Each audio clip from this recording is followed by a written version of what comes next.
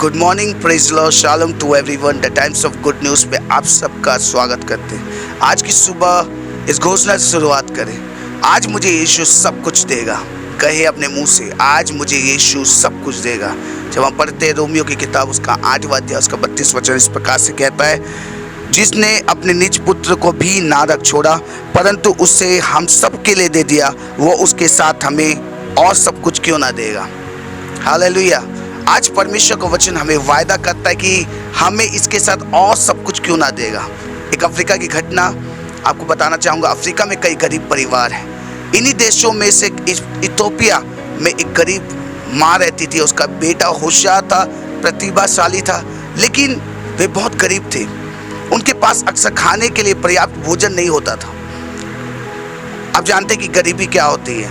वो जानती थी कि अक्सर बिना भोजन के रहना क्या होता है। वो कठिनाई जानती थी, लेकिन वो नहीं चाहती थी कि उसका बच्चा भी यही कठिनाई से होकर गुजरे। वो इस बच्चे से बहुत प्रेम करती थी। अंत में उसने कहा कि केवल मेरे पास एक ही आशा है कि मैं इस बच्चे को किसी और के हाथ में दे दूं, किसी को गोद दे दूं। उसके लिए ऐसा करना बहुत मुश्किल था, लेकिन उसने अपने बच्चे के भले के लिए ऐसा किया। यह उसका एकमात्र बच्चा था, लेकिन बच्चे के खातिर उसने गोद दे दिया। यह हमें अपने स्वर्गीय पिता, अपने परमेश्वर के बारे में सोचने पर मजबूर करता है, जिन्होंने हमारे लिए अपना इकलौता पुत्र दे दिया। लेकिन इन दोनों स्टोरी में एक अंतर है, और वो क्या है? उस महिला ने, उस माँ ने अपने बच्चे को दे दिया ताकि उसकी जान बच सके, लेकिन परमेश्वर पिता ने इसलिए दिया कि हम सब बच सके। हालेलुया। परमेश्वर पिता ने अपना इकलौता पुत्र दे दिया। यह कोई छोटी मोटी बात नहीं है। उसने अपना पुत्र दे दिया ताकि हम सब बच सके। आज बोले हमको बचाने के लिए प्रभु ने अपनी जान दे दी। हम पढ़ते हैं परमेश्वर ने अब्राहम को भी इकलौता पुत्र इसहाक को बलि चढ़ाने की आज्ञा दी। ऐसा प्रतीत होता है कि अब्राहम ने अपनी पत्नी को भी यह बात नहीं बताई। अगर सारा को यह बात पता होता तो क्या होता?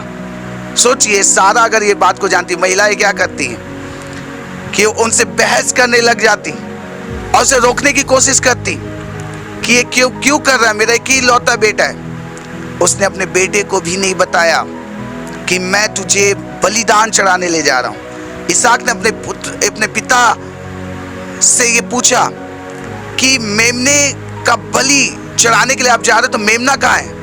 लेकिन अब्राहम ने केवल इतना ही उत्तर दिया कि परमेश्वर स्वयं बलिदान के लिए प्रबंध करेगा, वो मेमना प्रबंध करेगा। अब्राहम मूर्ख नहीं था। उसने बुद्धिमानी से उत्तर को दिया कि बेटा, परमेश्वर पहले से ही वो चुका है, वो पेड कर चुका है, जो किराया परमेश्वर ने दे चुका है। आज अपने मुंह से घोषणा करें कि परमेश्वर ने मेरे लिए सारा कर्ज चुका दिया है। मेरी परिस्थिति में मेरे सारा कर्ज को चुका दिया है। उसने पहले से ही पेड कर दिया है सब कुछ। आज अपने मुंह से घोषणा करें कि यीशु मुझे जैसा चुकाया है, ऐसे आगे भी मुझे वो सब कुछ देगा। आज मुझे मुंह से घोषणा करेगी, यीशु मुझे आज सब कुछ देने जा रहा है, वो सारी खुशियाँ देने जा रहा है। जब आप परिस्थिति में हैं, उस माँ के विषय में हम देख सकते हैं कि उसने अपने बच्चे को बचाने के लिए किसी और को गोद देने के लिए राजी हो गई। लेकिन यहाँ पर बात हमारे जान की थी, तो परमेश्वर खुद अपने इकलौते पुत्र को हमारे लिए भेजा कि हमारी जान बच सके। आज परमेश्वर अपनी महानता हमारे सामने प्रकट किया, और आज हमें इस प्रॉफिटिक वर्ड को लेना है कि परमेश्वर और भी चीजें हमें देगा, और सब कुछ हमें देगा, क्योंकि परमेश्वर कहता है और सब कुछ क्यों ना दूंगा। जब अपने पुत्र को दे सकता हूं तो और सब कुछ क्यों नहीं दे सकता। कुछ लोग मांगते हैं, मुझे जॉब चाहिए, मुझे कर्ज से मुक्ति चाहिए, मुझे बच्चा चाहिए। कई लोग और भी चीजें मांगते हैं, कई लोग बीमारी से आजादी मांगते हैं, और भी कई चीजें लोग मांगते हैं। तो खुदावन बोलते क्यों नहीं दूंगा, वो सब कुछ तुम्हें दूंगा जो तुम चाहते हो। परमेश्वर आज इस प्रॉफिटिक वर्ड, आज की सुबह आपसे बातें कर रहा है और कह रहा है कि मैं तुम्हें सब कुछ दूंगा, मैं तुम्हें सब कुछ दूंगा। आज विश्वास कीजिए, आज की सुबह विश्वास करके रिसीव कीजिए। बोलिए मैं रिसीव करती हूँ, मैं रिसीव करता हूँ कि परमेश्वर मुझे सब कुछ देगा। आइए अपने आंखों को बंद करें। प्रेमी परमेश्वर, धन्यवाद देते हैं तूने हमारी प्रार्थना को सुना। आज मेरे लोग सुबह उठकर खुदावन इस वचन की घोषणा की है। आज सुबह उठकर प्रभु तेरे वचन को सुने हैं। आज से परमेश्वर उनके दिन में गुड न्यूज़ आने पाए। बहुत सारे खबरें मैं सुनना चाहता हूँ, बहुत सारे गवाहियाँ मैं सुनना चाहता हूँ कि लाइफ में गुड न्यूज़ होने पाए।